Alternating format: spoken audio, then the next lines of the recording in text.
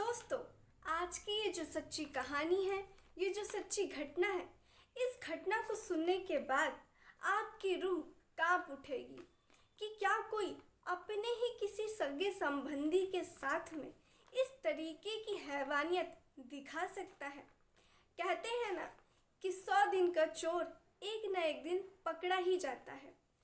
गुनहगार चाहे जितनी भी चालाकी से किसी भी जुर्म की प्लानिंग करके उसको क्यों ना अंजाम दे, पुलिस उसको ढूंढ ही निकालती है। कोई ना कोई एक ऐसा सुराग मिल ही जाता है जिसकी वजह से बड़े से बड़ा गुनहगार पकड़ा ज़रूर जाता है। तो ये जो आज की कहानी है, ये कहानी भी कुछ ऐसी ही है। इस कहानी में आप लोगों को ये देखने को मिलेगा कि कैसे आज के दिन में इंसानियत उठ गई है। इंसानियत पर से लोगों का भरोसा उठ चुका है। अब लोग अपने ही अपनों के खून के प्यासे हो गए हैं। तो चलिए इस कहानी को सिलसिलेवार तरीके से शुरू करते हैं। इस कहानी को सिलसिलेवार तरीके से जानने के लिए इस मेरी वीडियो को पूरा अंत तक ज़रूर देखिए। आदाब, नमस्ते, सत श्री अकाल। मैं हाजिर हूँ फिर से एक ऐसी ही सच्ची घटना, सच्ची कहानी के साथ। और इस कहानी को सुनाने का उद्देश्य आप में से किसी की भी भावनाओं को ठेस पहुंचाना या आहत करना बिल्कुल नहीं है, बल्कि समाज में घट रही घटनाओं से आप लोगों को जागरूक कराना है। तो ये जो आज की घटना है, ये घटना है छत्तीसगढ़ की। छत्तीसगढ़ में एक जगह पड़ती है रायपुर। रायपुर में एक छोटा सा गांव है। उस गांव की ये घटना है। उसमें एक परिवार रहा करता था, जिसमें एक व्यक्ति था जिसका नाम था लक्ष्मणदीप, और उसकी जो पत्नी थी उसका नाम था मीनादीप। और उनके घर में उसकी छोटी साली रहा करती थी जिसका नाम था संध्या। ये परिवार के लोग आपस में हंसी खुशी बहुत ही अच्छे से अपना जीवन व्यतीत कर रहे थे। सब कुछ बहुत सही चल रहा था।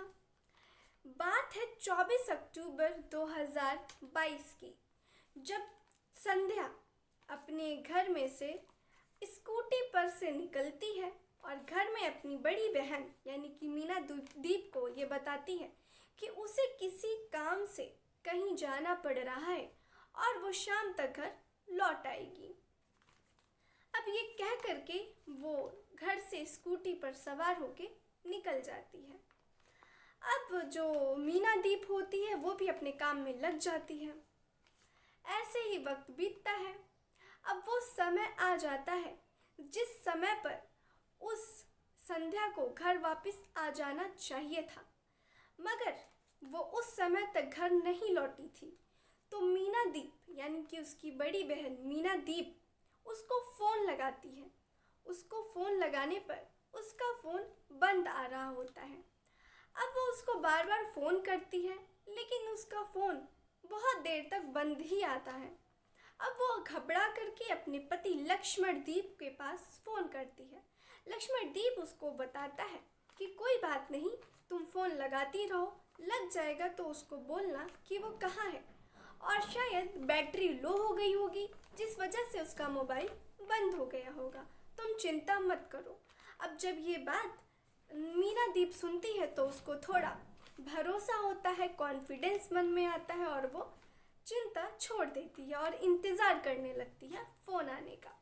वक्त ऐसे ही बीतता है। हो जाता है समय, रात का 8 बज जाता है। अब लक्ष्मणदीप भी घर आ चुका था। अब वो लोग उसके पास फ़ोन करते हैं, आसपास ढूंढते हैं, मगर उसका कोई पता नहीं चलता है। कैसे तैसे करके ये लोग रात गुजारते हैं। सुबह होती है। सुबह में मीनादीप और उसका पति लक्ष्मणदीप थाने पहुंचते हैं। पास के सिविल लाइन थाने में पहुंच करके एक गुमशुदगी की रिपोर्ट दर्ज कराते हैं कि उनकी छोटी जो बहन है संध्या, वो लापता है। अब पुलिस कहती है कि ठीक है, आप मुझे बताइए कि वो कहाँ, किस गाड़ी से किस वक्त गई थी, पूरी डिटेल। उन लोगों ने पूछी, इन लोगों ने सब कुछ बता दिया। अब पुलिस कहती है आप लोग बेफिक्र हो जाइए, हम उसे बहुत जल्द ढूंढ लेंगे, आप लोग घर जा सकते हैं। ये लोग रिपोर्ट लिखवा करके घर आते हैं। पुलिस अपनी छानबीन में लग जाती है। कुछ पता नहीं चलता है। एक दिन बीत जाता है, 2 दिन बीत जाता है, 3 दिन बीत जाता है। संध्या का कहीं कुछ पता नहीं लग रहा था। इसी बीच में एक जगह पड़ती है, खामहा जगह एक पड़ती है। वहाँ पे एक कवार नाला पड़ता है। वहाँ से एक फ़ोन आता है और कहा जाता है कि यहाँ पर एक लाश पड़ी हुई है नाले में। अब पुलिस जब ये खबर सुनती है तो अपनी पूरी टीम को लेकर के वहाँ पहुँचती है। अब उस लाश को देखती है तो उस लाश की हालत बहुत ही ज़्यादा ख़राब थी। लाश बहुत ही ज़्यादा सड़ चुकी थी। लाश अब ख़राब होने लगी थी क्योंकि लाश बहुत दिन की लग रही थी। अब पुलिस उसको लेकर के आती है, उसकी साफ़ सफाई होती है और पुलिस को ऐसा लगा कि कहीं वो संध्या की ही तो लाश नहीं। वो उसकी बहन को फ़ोन करके बुलाती है थाने में। उसकी बहन आती है और वो पहचानने से इनकार कर देती है कि नहीं, ये मेरी बहन नहीं है। अब पुलिस कहती है ठीक है, अब पुलिस भेज देती है उनको वापस। और इस लाश के बारे में अब वो लोग छानबीन करना शुरू कर देते हैं कि आखिर ये लाश किसकी है और कौन है ये।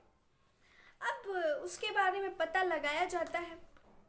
तो कुछ दिनों के अंदर अंदर वो जो उस लड़की संध्या की कुछ चीज़ें थी और ये जो लाश की चीज़ें थी वो मैच हो जाती हैं और ये पता लगाया जाता है कि ये लाश जो दरअसल है वो संध्या की ही लाश है। अब जब ये कंफर्म हो जाता है तो फिर से पुलिस उसकी बहन मीना दीप को बुलाती है और कहती है कि ये तुम्हारी ही बहन की लाश है। अब जब मीना दीप ये बात सुनती है तो वो बहुत ज़ोर ज़ोर से रोने लग जाती है कि मेरी बहन के साथ ऐसा भला कौन कर सकता है, इसकी तो कोई दुश्मनी भी किसी से नहीं थी।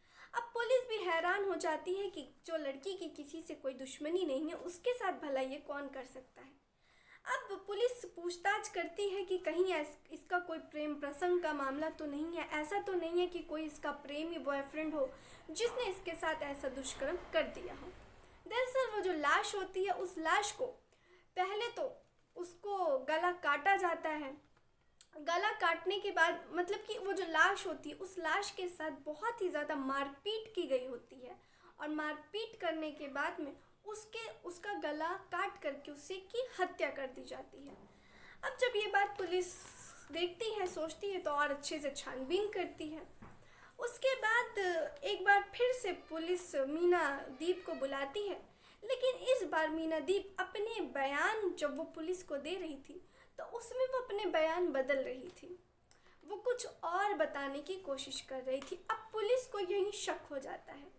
अब पुलिस जब मीना दीप और लक्ष्मण दीप की तबीयत से पूछताछ करती है, बहुत अच्छे से तबीयत से, तब जाके ये दोनों टूटते हैं और खुलासा करते हैं। मीना दीप बताती है कि किस तरीके से उसने अपने पति के साथ मिलकर के अपनी ही सगी बहन की हत्या कर डाली। वो बताती है कि उसका जो पति है लक्ष्मण दीप में और संध्या में काफ़ी ज़्यादा हंसी मजाक होता था और यह हंसी मजाक कई दफ़ा हद से सीमा से ज़्यादा आगे भी बढ़ जाया करता था। अब जब ये मजाक इतना ज़्यादा बढ़ जाया करता था तो जब एक दिन की बात थी, जब मीना दीप घर पर नहीं थी, वो बाज़ार किसी काम से गई थी। घर पे लक्ष्मण दीप और उसकी जीजा साली अकेले थे। तो जीजा और साली के बीच में मजाक इतना ज़्यादा बढ़ जाता है कि उन दोनों में शारीरिक संबंध शुरू हो जाता है। वो अपनी ही बहन के कमरे में उसके बिस्तर पे उसके ही पति के साथ में शारीरिक संबंध बनाने लगती है। अब जब उनका शारीरिक संबंध बन जाता है तो आपको भी पता है कि जब एक बार ये शारीरिक संबंध का सिलसिला शुरू हो जाता है तो वो रुकने का नाम नहीं लेता है।